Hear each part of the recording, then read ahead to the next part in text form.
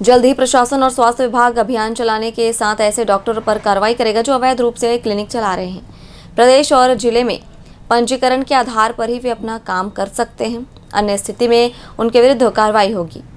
विभिन्न क्षेत्रों से लगातार खबरें आ रही हैं कि अवैध रूप से कई बोगस चिकित्सक काम कर रहे हैं। इनके कारण जन स्वास्थ्य का खतरा बढ़ा हुआ है।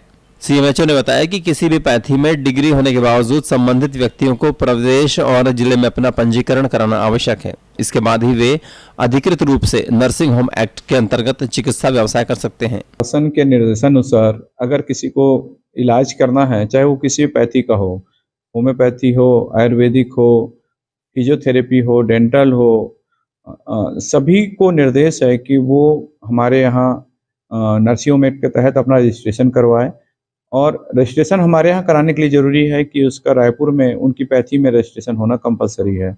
दो चीज़ें, अगर रायपुर में उनका रजिस्ट्रेशन है और हमारे यहाँ रजिस्ट्रेशन है तो फिर वो प्रैक्टिस करने के लिए सक्षम है।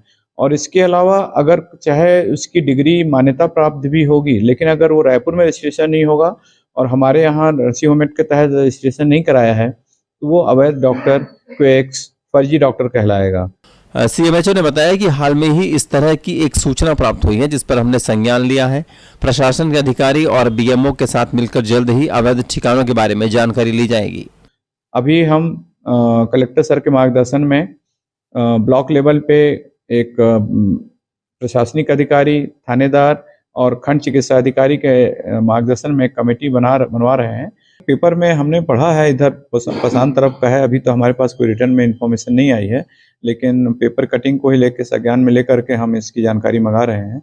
और ये एक काफ़ी हमारे लिए वो चैलेंज है कि ये लोग अपनी कोई ऐसा दुकान खोल के तो नहीं बैठते हैं जहां हम जाएं और हम इनसे सवाल कर सकें। कहीं भी अगर हमको मालूम चलता है कोई प्रैक्टिस से जाते हैं, मिलते नहीं हैं, तो ये बड़े होशियारी के साथ इस तरह का प्रैक्टिस कर रहे हैं।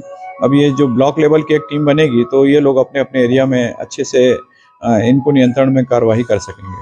इससे पहले कोरबा जिले में कुछ स्थानों पर स्वास्थ्य विभाग की ओर से कार्रवाई की गई है, लेकिन बाद में अलग अलग आधार पर क्लिनिकों को खोल दिया गया।